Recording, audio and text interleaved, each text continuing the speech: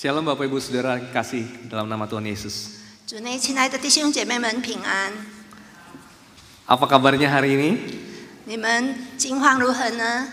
Saya berharap semua dalam keadaan yang baik, dalam anugerah dan penyertaan Tuhan. 我希望大家都好好的在神的恩典里。 Saudara, Mazmur 90 ayat 12 berkata seperti ini. Ajarlah kami menghitung hari-hari kami sedemikian supaya kami beroleh hati yang bijaksana. 诗篇90篇这么说：求教导我们怎样数算你的日子，让我们可以拥有。 Pertanyaan saya buat Bapak Ibu sekalian, sekarang di tahun 2024, hari ini kita memasuki hari yang keberapa? 今天我们进入了2024年的那一天呢？第7天？ Ayo, ada yang menghitung hari? 你们有数算这些日子吗？ Jangankan hari Musa, kacamata aja saya lupa taruh di mana. 不要说数算日子，我连眼镜放在哪里都忘了。 Saudara, hari ini adalah hari ke-315 di tahun 2024. 今天是2024年的第315天。 Berarti berapa hari lagi kita akan memasuki tahun yang baru? 那表示我们要进入新的一年是几天？还有几天呢？ Berapa hari? Ayo Bapak Ibu, kalau menghitung hari lambat, kalau menghitung uang cepat nggak? 你们如果算日子比较难，但是算钱的时候好像很 Tinggal 快。 51 hari lagi, karena tahun ini tahun kabisat. 我们今天到年底到这个年的结束还有51天。 Dan itu berarti saudara tinggal 7 minggu lagi kita bisa beribadah bersama-sama di tempat ini. Tinggal 7 kali lagi kita beribadah di tempat ini sebelum kita tinggalkan tahun 2024. 在我们还没离开2024年的时候，那表示我们从今天到2024年结束以后，只有7个主日，我们可以在这里敬拜主。 Tahun ini saudara sudah berapa kali bolos nggak ibadah? 今年你们已经没有参加崇拜几次了。 Saudara tinggal 7 kali lagi. Jangan sia-siakan kesempatan yang Tuhan berikan kepada kita tiap minggu kita bisa beribadah di tempat ini. Amin. 我们剩下7次的崇拜在今年里，所以我们不要这样子的舒舒服服的度过期。 Saudara, karena tinggal 51 hari lagi, sudah 315 hari kita sudah lalui di tahun 2024 ini. 只剩下51天，我们已经经过了315天，在今年的日子里。 Apa pelajaran terbesar yang Tuhan ajarkan kepada Anda tahun ini dan bagaimana pelajaran itu mengubah cara Anda hidup?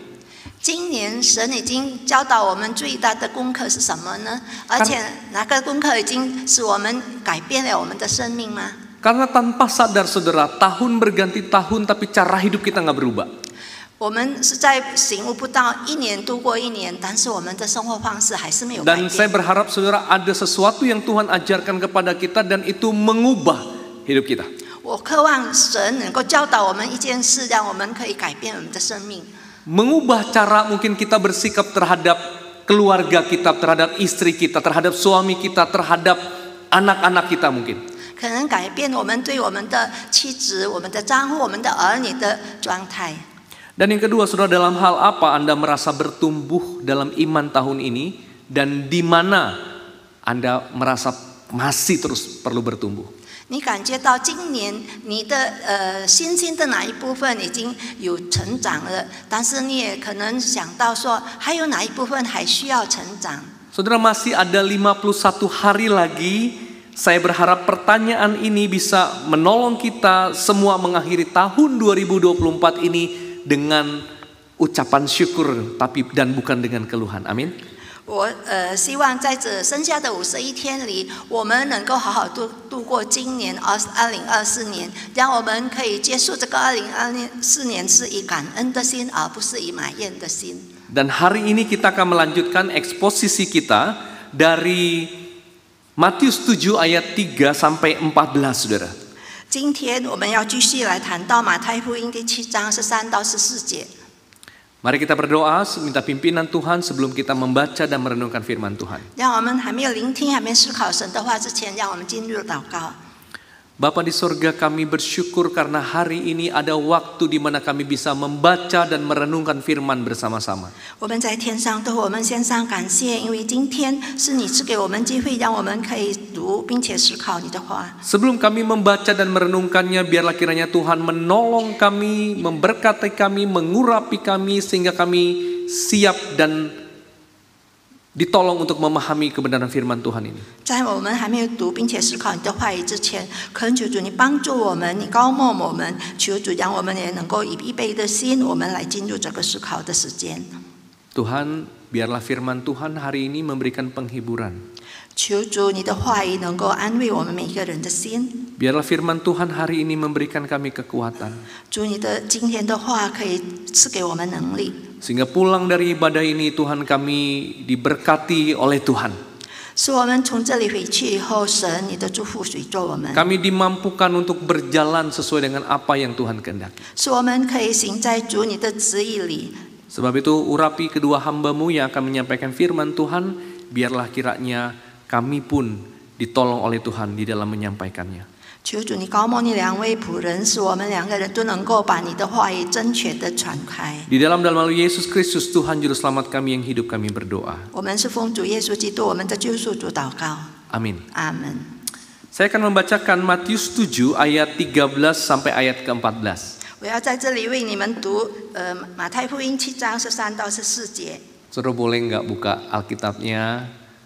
你们可以打开你们的圣经， Mungkin nggak bawa Alkitab seperti saya, tapi ada di handphonenya. Saudara boleh lihat teks firman Tuhan yang akan saya bacakan. 可能没有带着你们的圣经本，但是可以打开你们的手机可以看。 Ya, dan kalau saudara bisa catat sedikit apa yang saudara dapat, itu sangat baik sekali.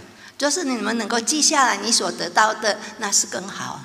Karena kita kan memang sering lupa, 因 ya. 为我们不是时常都会忘记吗？ Saya ingat sekali, saya punya senior pendeta Daudi, dia sudah umur 70-an, tapi kalau ada hal yang penting, dia biasakan untuk mencatat. 我记住我的以前的牧师老牧师，他虽然已经70多岁了，但是当他遇到需要很重要的事的时候，他把它记下来。 Yang dicatat pasti diingat, 他记下来的，他一定记住； yang tidak dicatat pasti lupa. 不记下来的，当然会忘记。 Saudara mau pilih yang mana? 你要选择哪一个呢？ Ya, kita akan membaca firman Tuhan ini bersama-sama. Matius 7 ayat 13 dan ayat ke-14. 我们要一起来诵读这个马太福音7章13到14节。 Saya membacakan dalam bahasa Indonesia lebih dulu, nanti penerjemah akan membacanya di dalam bahasa Mandarin. 先用印尼文来读，然后用中文。 Masuklah melalui pintu yang sempit, karena lebarlah pintu dan luaslah jalan yang menuju kepada kebinasaan, dan banyak orang yang masuk melaluinya. Betapa sempitnya pintu dan sesaknya jalan yang menuju kepada kehidupan, hanya sedikit orang yang mendapatinya. 马太福音7章13节，你们要进窄门，因为引到灭亡，那门是宽的，路是大的，进去的人也多；引到永生，那门是窄的，路是小的，找着的人也少。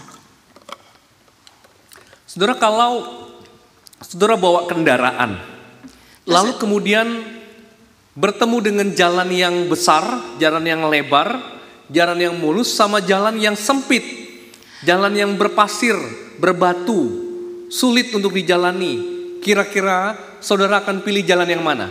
就是你驾车的时候遇到了两条路，一条路是又大又宽又好走的路，另一条路是又小又很多小石头的路，你会选择哪一条呢？ Kemungkinan besar pasti ambil jalan yang besar, yang mudah, betul? 有很大的可能你们要选择哪个又大又容易走的路。 Coba saya tanya lagi. Kalau anak saudara atau cucu saudara bertemu dengan hal yang susah, yang sulit, lalu pilihannya ada sesuatu yang mudah, kira-kira dia akan ambil yang mana? Pilih yang mana? Yang susah, yang sulit, atau yang mudah? 若是我们的儿孙们遇到了一个很难的问题，还有一个是比较容易的，你想想看，他会选择哪一条？ Kemungkinan akan ambil yang mudah. 很可能他会选择那容易的。 Kenapa saudara? 为什么呢？ Karena secara natur kedagingan saudara, 因为照做我们肉身的本性， kita ini memang lebih suka untuk melakukan yang mudah daripada yang susah. 我们是更喜欢做那容易的，一起做那困难的。 Pada dasarnya tubuh, pikiran kita, perasaan kita mau yang nyaman, bukan? 基本上，我们的身体、我们的感受，我们都想要比较舒适的。 Sebab itu orang suka bilang begini, kalau ada yang mudah, mengapa harus pilih yang susah? 有一句话就是这样说：如果有容易的，为什么要选择那难的呢？ Nah, waktu sekolah saudara pernah nyontek nggak? 上学的时候，你曾经去偷看吗？ Udah lama banget ya, nggak sekolah kan ya? 已经很久都没有上学了。 Coba tanya sebelahnya dulu waktu sekolah nyontek nggak? 你就问问你这个壁里说，你以前有没有偷看？ Harus tanya saudara, 考试的时候。 dulu sekolah nyontek nggak? 你以前有在考试的时候偷看吗？ Anak cucu saudara nyontek nggak? 你们的儿孙们也会这样做吗？ Saudara mengapa nyontek? 为什么要偷看呢？ Kalau ada yang mudah, mengapa harus pilih yang susah? 就是有容易的，为什么我们要选择哪个艰难的呢？ Saudara, tapi masalahnya tidak selalu yang mudah itu berakhir dengan hasil yang baik. 但是问题是，容易的不一定它的结果是很好。 Pintu yang sempit, jalan yang sesak justru menuju kepada kehidupan. 门小路窄的，那就引领我们到永生。 Dan pintu yang lebar, jalan yang luas justru menuju kepada kebinasaan. 门宽的路大的，那引领我们到灭亡。 Saudara, itulah yang dikatakan firman Tuhan dari Matius 7 ayat 13-14 ini. 这就是神的话，在马太福音7章13到14节所说的。 Dalam hidup kita akan berhadapan dengan dua jalan, dua pilihan, yang susah dan yang mudah. 在我们的生命中要面临两个路，就是容易的和艰难的。 Pertanyaan saya, saudara biasanya ambil yang mana? 我的问题是，你们平时都是选择哪一条呢？ Pilih yang mana? 要选择哪一个？ Saudara, di dalam ayat ini, 在这些经文当中， pintu yang sempit, jalan yang sesak itu adalah jalan yang penuh dengan tantangan, memerlukan pengorbanan, dan tidak selalu nyaman. 就是这个窄门，它是充满着挑战，并且也是很多的问题是不舒适的。 Kalau mau jalani itu perlu tekad, perlu iman, perlu keteguhan hati. 就是我们要去行走这一段路的时候，我们需要一个很坚强的决心和信心。 Dalam teks ini, jalan yang sempit, jalan yang sesak itu adalah sebuah cara hidup yang berfokus pada kehendak Allah. 在这里所说的窄门和小路，是表示说我们要聚焦以上帝的生活方式， Perlu yang namanya ketaatan, 需要我们顺服， perlu yang namanya penyangkalan diri, 也需要我们的自我不能够虚己， perlu yang namanya komitmen untuk mengatasi cobaan atau mungkin godaan. 需要一个能够克服困难的承诺。 Saudara, sedangkan pintu yang lebar, jalan yang luas itu adalah jalan yang menawarkan kebebasan. 但是那个大的路是一个宽的门的路，它是能够提供自由， Tanpa hambatan, jalan yang bebas, yang tidak terikat pada aturan yang Tuhan buat. 很顺利，因为它不会被神的旨意所束缚。 Jalan ini adalah jalan dunia, saudara. 这条路是属实的路， Dan jalan ini adalah jalan yang tidak memikirkan apa konsekuensi rohani. 这条路是我们有时候不会想到说，属灵的果实。 Saudara, tapi menariknya begini, dari kedua jalan ini, ternyata yang mudah tidak selalu berhasil, tidak selalu berakhir pada sesuatu yang baik, dan yang susah tidak selalu berakhir pada penderitaan, pada kesulitan, pada sesuatu yang mendatangkan duka cita, tidak selalu. 但是事实证明，一个容易走的路，它的结果并不是总是好的，但是比较难行的路，它的果实并不是说都是比较伤心的。 Saya ambil ini dalam pakai bahasa aslinya, bahasa Yunani, tapi saya berharap saya bisa jelaskan yang sederhana kepada Bapak Ibu sekalian. 我要用原文，就是希腊文来解释这两种。 Saudara, bagian yang di biru sana, kata kehidupan yang tadi kita baca itu diartikan memakai kata bahasa Yunani zoe. 在希腊文，生命是叫做 zoe。zoe itu artinya hidup. zoe 就是生活。 Tapi dalam bahasa Yunani itu ada dua kata dengan kata hidup. 但是在希腊文有两种的语言。Satu zoe, satu bios. 一个是 zoe， 一个是 bios。 Bios itu ini kita hidup secara jasmani. bios 就是我们这个肉身的生活。 Makanya kemudian kita punya pelajaran di sekolah yang namanya biologi.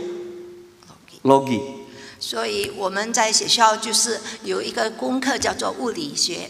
Pelajaran yang mempelajari tentang makhluk hidup dengan tumbuhan yang hidup, betul? 这是教导我们学习关于物质。Nah, apa bedanya dengan zoe? 这和 zoe 有什么不同呢？ Zoe ini bukan hanya sekedar hidup, tapi mungkin lebih diartikan ini adalah hidup yang penuh dengan semangat. zoe 这一个字眼并不是只是表示一个生命，但是是充满精神的生命。 Ini adalah zoe adalah hidup yang diberikan oleh Allah. 这是神所赐予的生命。 Zoe adalah hidup yang tidak terbatas hanya pada hidup selama kita hidup di dunia ini. 这 zoe 不限定我们只是在我们世界上的生活。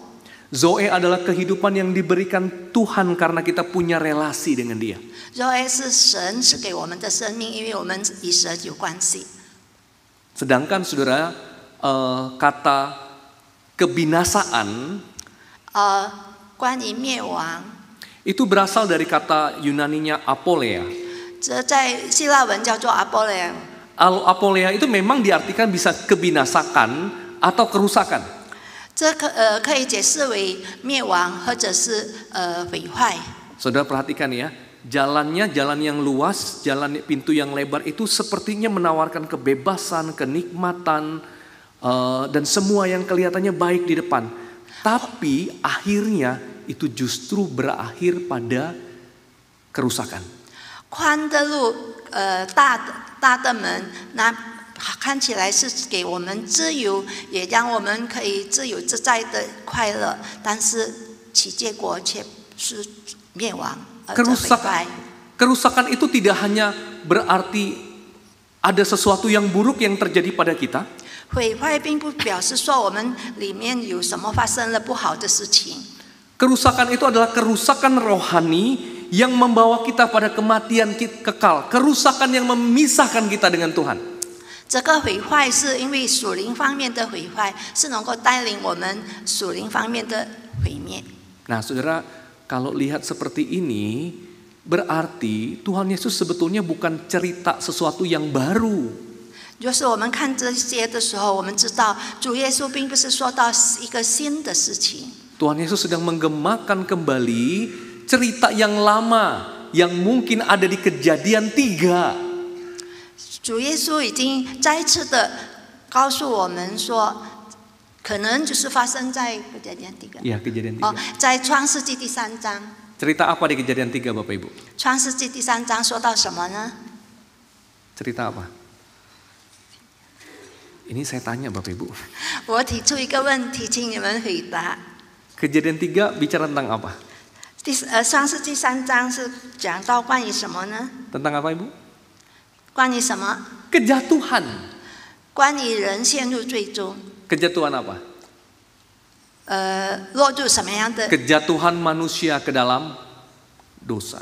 是人陷入最终。 Saudara, Tuhan Yesus sebenarnya membawa murid-muridnya untuk mengerti bahwa waktu Adam dan Hawa jatuh dalam dosa itu karena mereka memilih jalan yang kelihatannya luas, lebar, jalan tol, membebaskan mereka, membuat mereka seperti menjadi seperti Allah, tetapi justru jalan itu membawa mereka terpisah dari Allah.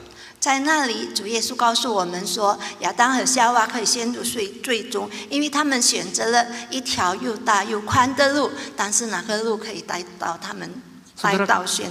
Kalau Tuhan Yesus tidak datang ke dunia, 若是主耶稣没来到世界， kita tuh terus akan berjalan pada jalan yang saya kata tanda merah ini, apolea. 我们就会一直在行在这个红色的。 Kita secara daging, secara natur akan terus melakukan apa yang sepertinya tidak Tuhan kehendaki. 我们肉体的本性就会一直走在神所不喜悦的道路上， Hidup kita betul-betul terpisah dengan Tuhan. 我们生命就远离了神。 Tapi puji Tuhan, saudara, Tuhan Yesus datang dan kemudian memberikan hidup yang baru kepada kita. 但是感谢主，主耶稣基督来到这个世上，是给我们新的生命。 Saudara, waktu kita bertobat, pertobatan itu mengerjakan sesuatu dalam hidup kita sebetulnya. 当我们悔改的时候，那个悔改就在我们的心中动工。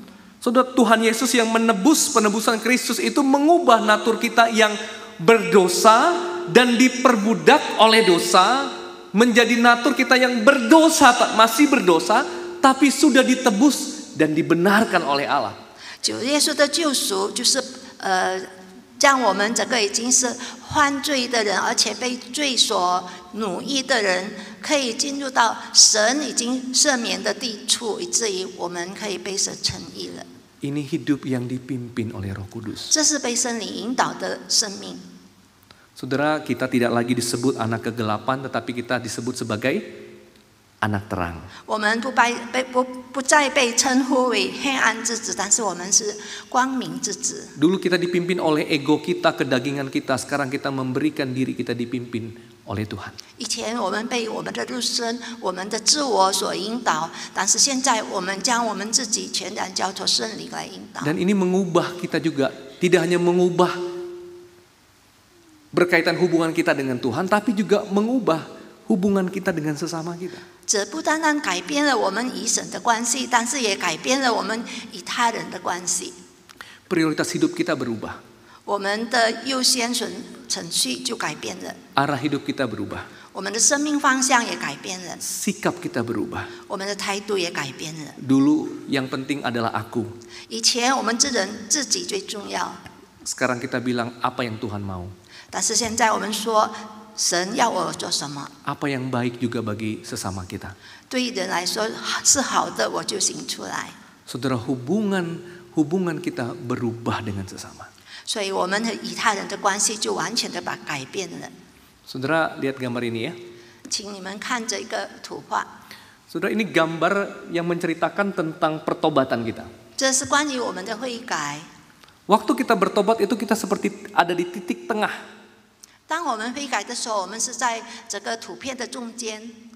Kita dulu dipimpin oleh keegoan kita, kita hidup dalam kegelapan, tapi waktu kita bertobat, kita tahu semua itu salah, tidak berkenan kepada Tuhan, dan sekarang kita membuka hati, minta pengampunan dari Tuhan, dan kita terima Tuhan sebagai Tuhan Yesus sebagai Tuhan dan Juru Selamat kita. 我们还没有悔改的时候，我们生活在自我的地方、自我的处境，而且我们随着我们的罪恶而行。但是当我们悔改的时候，圣灵在我们心中动工，我们就将自己全然交托圣灵来引导。 Saudara, sebelum kita bertobat, kita adalah orang yang berbuat dosa dan diperbudak oleh dosa.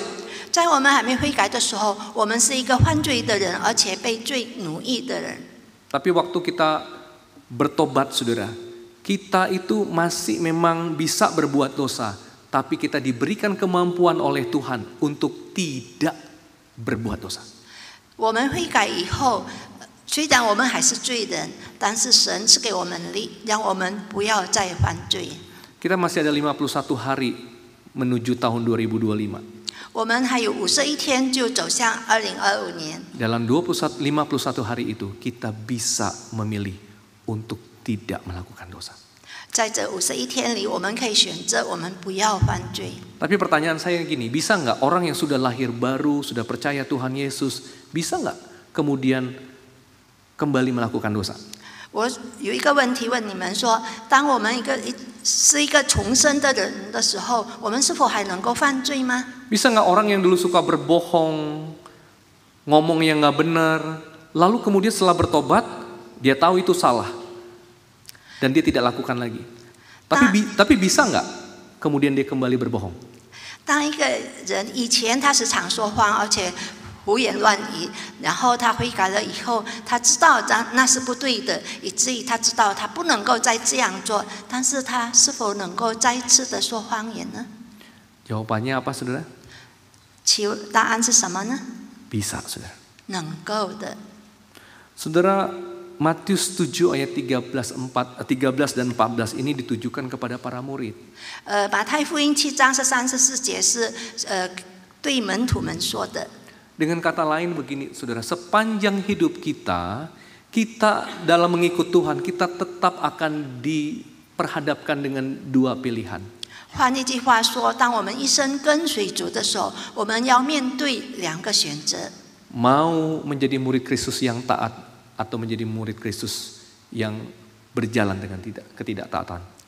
要做一个顺服神的门徒呢，还是做一个不顺服主的门徒？ Saudara, kedua jalan ini baru berasa kalau kemudian kita masukkan di dalam konteks pergumulan kita sehari-hari, saudara. 这样的选择只能够让我们感受到，当我们正在面临日常生活当中的困难。 Saudara, misalnya dalam pekerjaan. 比如说在工作方面。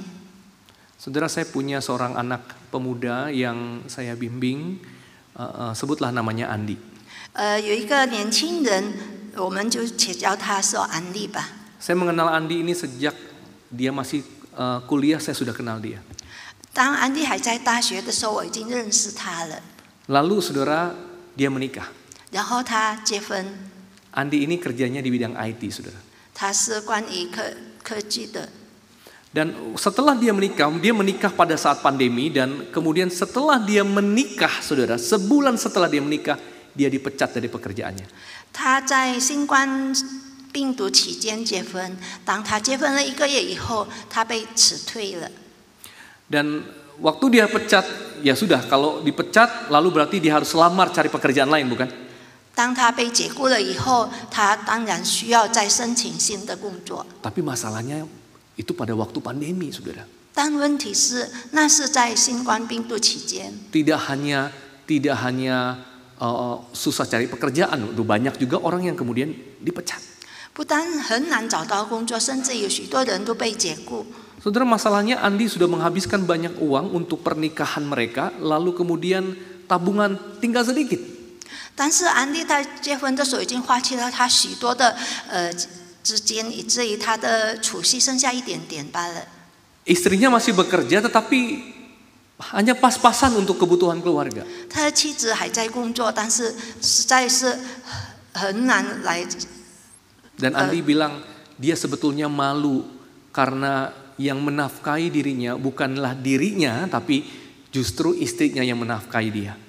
安迪感觉到很难受，因为他觉得他不能够来支撑家庭的费用，反而是妻子。 Sudah sampai satu hari kemudian Andi menerima berita bahwa dia diterima di satu pekerjaan, tapi ada di luar negeri. 直到有一天，安迪看到了。 得到了一个答案，他已经做了一份的工作，但是要在国外。 Gajinya lumayan dan dapat fasilitas lagi. 他的薪酬差不多大，而且他还有一些设备。 Jawaban Tuhan sepertinya. 看起来好像是上帝应允了他的祈求。 Tapi waktu Andi datang kepada saya, saudara, dia dalam keadaan yang galau. 但是当安迪见到我的时候，他心情很复杂。 Lalu dia kasih tahu ke saya bahwa pekerjaan yang dikerjakan ini adalah membuat aplikasi untuk judi online.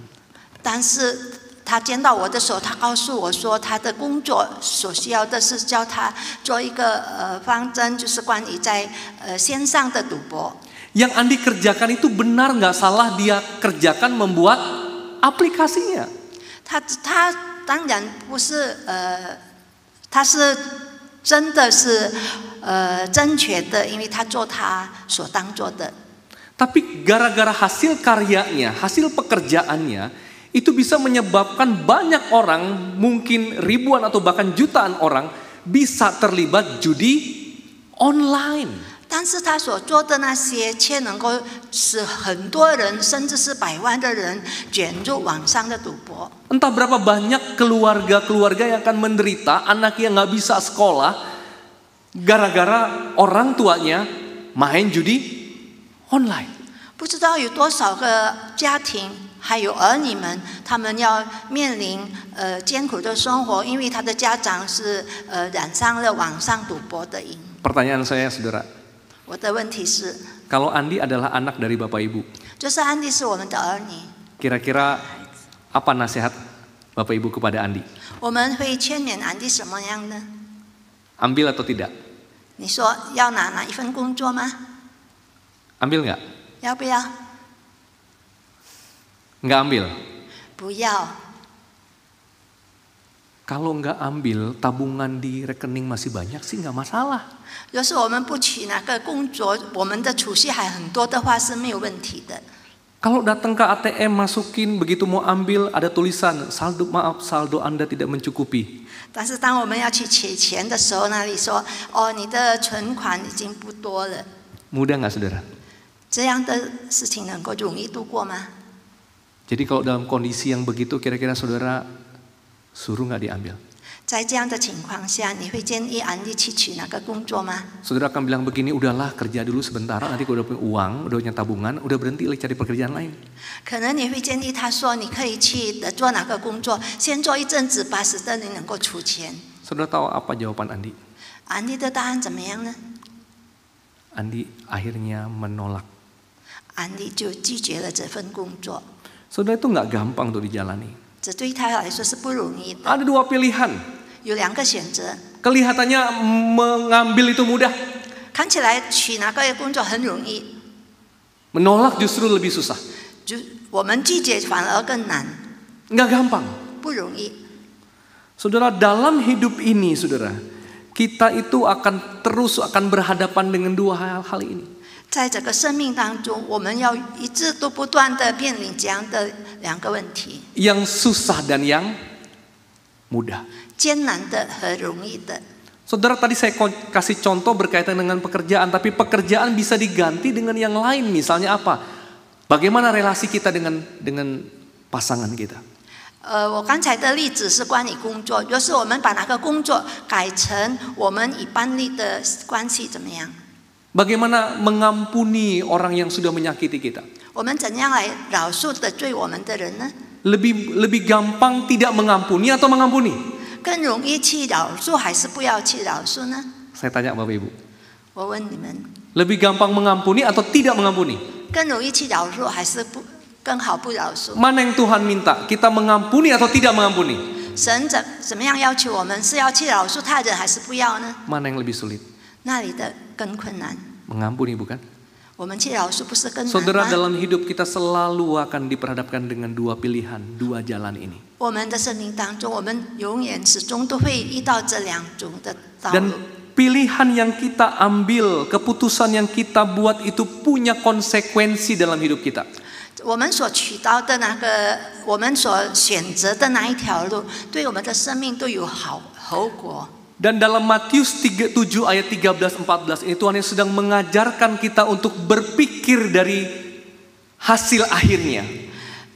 从马太福音7章13到14节，主耶稣要我们要去从那个终点那边去想。 Saudara, buat apa di awalnya kelihatannya manis, enak, gampang, mudah, tapi justru membawa petaka dalam hidup? 若是我们去选择哪个看起来是好的、容易的，但是后来的结果怎么样呢？ Buat apa kemudian kita punya banyak kalau ternyata saudara caranya salah dan kemudian waktu dapetin hidup kita juga merasa kosong, merasa hampa. 做什么？如果我们已经得到很多，但是我们却感到虚空， Saudara, ini yang Tuhan Yesus ajarkan bagi kita. 这就是主耶稣教导我们的。 Ketika kita ada di persimpangan hidup, 当我们在生命的十字路口当中， pilihlah bukan yang paling nyaman, 不要去选择那最舒适的， tapi pilihlah yang paling benar. 而是去选择那最正确的。 Karena keputusan yang benar, pilihan yang benar itu akan membawa kita kepada kedamaian yang kekal. 因为正确的选择、正确的决定，能够带领我们到很好的地步。 Dan itu yang Tuhan Yesus ajarkan kepada kita, bukan? 这就是主耶稣教导我们的。 Saudara, memang jalan salib kelihatannya adalah jalan yang menuju sengsara. 十字架道路看起来好像是走向苦难的道路， Sulit untuk dijalani. 很难去行走的。 Makanya Tuhan Yesus bilang begini, kalau boleh Tuhan, cawan ini lalu daripadaku, tapi bukan kehendakku, tapi kehendakmu yang jadi. 因此主耶稣说，若是能够的话，父啊，求让这个苦杯离开我，但是不要照我的意思，而是要照你的意念。 Kalau Tuhan Yesus tidak ambil jalan salib, jalan yang sulit, maka semua kita saudara akan binasa. 若是主耶稣不要去选择那个十字架的道路、困难的道路，那我们每一个人全部都会灭亡。 Jalan salib, jalan yang sulit itu menunjukkan betapa besarnya justru kasih Allah kepada kita. 十字架道路那个难走的路，却已经是指明神对我们人的爱是多么的伟大。 Saudara, tadi kan saya bilang Andi itu akhirnya tolak ya pekerjaan itu. 刚才我说安迪拒绝了哪一份的工作， Lebih kurang saudara 2 bulan kemudian dia tidak dapat pekerjaan. 大概2个月里面他都没有得做工作。 Saudara, saya masih ingat satu hari dia datang telepon saya. 我记得那时候他有一天来打电话给我， Dan dia bilang begini, kok doakan laptopku rusak. 他说请为我祷告，因为我的那个智能电脑坏了。 Saudara, untuk orang IT, orang yang bekerja di komputer, komputer itu adalah tempat dia bekerja. 那个电脑是他工作的地方，是很重要的。 Udah nggak punya uang, nggak punya pekerjaan, laptopnya rusak.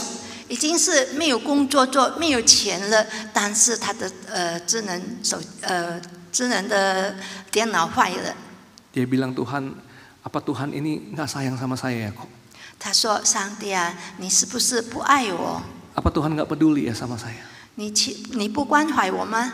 Kalau laptop rusak, bagaimana saya bisa bekerja?” 就是这个智能电脑坏了，我怎么能够工作呢？ Saudara, 2 bulan itu seperti sebuah jalan yang berat sekali bagi orang ini. 在这2个月里面，好像是一个很难走的土路。 Satu kali saya berdoa dengan dia sambil kami berdua nangis, saudara. 有一次我和他一起祷告的时候，我们2个人都一起哭了。 Saya bilang, Tuhan tolong berkati anak ini. 我说：“神啊，求你祝福这个孩子。 Tolong tunjukkan kemurahan hatimu bahwa engkau itu ada, peduli dan memberkati dia. 求主你让他能够看到你的慈爱，你怎么关怀他。” Saudara, setelah 2 bulan itu, 2个月以后， Andi dipanggil bekerja di satu perusahaan yang ternyata miliknya juga adalah anak orang percaya. 安利被叫拥有了一份工作，而且那个东家是一个信徒。 Dan dia cerita, saudara, bagaimana teman-teman dalam bekerjanya itu suasananya semua kekeluargaan. 而且他诉说，当他们工作的时候，那些状况是那么的好。 Dia bilang ini tempat bekerja yang paling baik yang pernah saya miliki selama ini. 他说这份工作的工作情况是我一生所得到的工作最好的情况。 Saudara, bayangkan kalau Andi terima pekerjaan yang pertama. 你们想想看，就是他去做了那第一份工作的时候， Dia akan membuang yang terbaik. 他就会失掉那最好的一份。 Saudara, setiap pilihan memiliki ujung yang berbeda. 每一个选择都有它最后的终点。 Jalan yang mudah itu bisa berakhir pada kehampaan. 一个那个容易走的路，它的结局应该可能是虚空。 Jalan yang sempit, jalan yang sulit bisa jadi itu adalah jalan yang penuh dengan makna. 窄路、困难走的路，可能它是走向一个很有意义的生活。 Pertanyaan saya, jalan mana yang membawa kita mendekat kepada Allah? 我的问题是说，哪一条路是引领我们更亲近神？ Saya tidak tahu pergumulan Bapak Ibu, tapi pilihlah jalan yang membawa kita mendekat kepada Allah. Amin. 我不知道你们所处的境况是如何，但是我劝你们说，去选择一个能够使我们更加亲近神的道路。Saudara kalau jumpa dengan orang-orang tua, biasa cerita yang sering diceritakan cerita apa, saudara? 就是一到老人家的时候，他们时常都会说些什么呢？ Biasanya cerita tentang sakit. 平常都会说到关于疾病， Sakit pinggang, 腰痛、 sakit lutut, 膝盖痛、 sakit kepala, 头痛， sakit dompet. 连钱包都痛。 Ngeluh, cucu nggak datang-datang. 总是埋怨说孙子们都没来看望我。 Dulu waktu kecil saya yang jaga terus. 以前小时候都是我看顾他们的， Sudah besar dia nggak mau jaga saya. 但是大了以后他不愿意看顾我， Mau ajak jalan-jalan aja susah sekali. 要让他陪着我去走走也是很难。 Kita bisa mengeluh bukan? 我们总是发怨言，不是吗？ Saya udah kerja setengah mati sejak dari muda untuk keluarga, untuk anak-anak, untuk cucu. Tapi sekarang begini balasannya. 我以前年轻的时候已经为做我的儿孙们工作得很努力了，但是现在为什么有这样的结果呢？ Saudara, kalau sepanjang hari, sepanjang tahun kita mengeluh seperti itu, tidak akan ada kemajuan dalam hidup kita, bukan? 就是我们一整天，我们一整年都站在埋怨，那对我们来说有好处吗？ Mengeluh itu lebih gampang daripada bersyukur. 埋怨是比感恩更容易。 Mari kita pilih yang gak gampang, yang bersyukur. 让我们选择那不容易的，但是是感恩的心。 Nanti satu hari, anak-anak cucu akan tanya, ini oma ya, kita gak pedulin, tetap aja bersyukur. Kenapa ya? 有一天，儿孙们会有一个问题说：“这个奶奶每天都感恩，为什么呢？” Saudara akan bilang begini, karena di hatiku aku punya Tuhan Yesus. 我们就会这么回答说：“因为在我的心中，我有主耶稣。” Saudara, nanti satu hari kalau kita sudah gak ada, 等到有一天我们不在这个世上了， tapi teladan hidup iman yang seperti inilah yang akan terus hidup pada anak dan cucu. Amin. 但是我们的生活的榜样，我们的信心的榜样，一直留在我们儿孙人的心中，是吗？ Biarlah saudara, gereja kita yang namanya anugerah ini tidak hanya sekedar nama. 让我们的教会被称为恩典堂，不是单单一个名称。 Tapi semua kita yang beribadah di dalamnya bisa menceritakan bagaimana anugerah Tuhan itu besar, hebat dalam hidup kita. 但是我们在这里敬拜的弟兄姐妹们，能够诉说我们的堂会是上帝的恩典是那么的伟大。 Mari kita berdoa. 让我们进入祷告。 Bapa, terima kasih untuk firman-Mu yang hari ini mengajarkan kami kembali untuk berjalan di jalan Allah. 天父，我们感谢你，今天你的话语教导我们要再次回到你的道路上。 Hamba berdoa Tuhan berikan kekuatan, berikan kemampuan, berikan sukacita kepada jemaat Tuhan yang mendengarkan firman Tuhan hari ini. 求主赐给我们力量，赐给我们能力，让我每一天都能够行在主你的正道上。 Biarlah dalam kesusahan, dalam kesulitan, dalam kesakitan tetap ada sukacita yang mengalir di dalam hati kami. 虽然我们行过死荫的幽谷，我们有疾病缠身，但是我们仍然在心中充满着喜乐， Karena kami tahu Tuhan kami berjalan bersama dengan Allah. 因为我们知道我们与神同行， Dan ada sukacita selalu yang Tuhan berikan kepada kami. 因为神是给我们始终都有喜乐。 Tuhan berikan damai sejahtera-Mu, 求主也赐给我们平安， berikan kemampuan-Mu 赐给我们能力， melewati pergumulan apapun dalam hidup kami. 让我们能够去度过我们所面临的一切的奋斗。 Dan kalau Tuhan izinkan kami memasuki tahun 2025, 若是神许可我们走入2025年， biarlah kami memasukinya dengan sukacita bersama dengan Tuhan.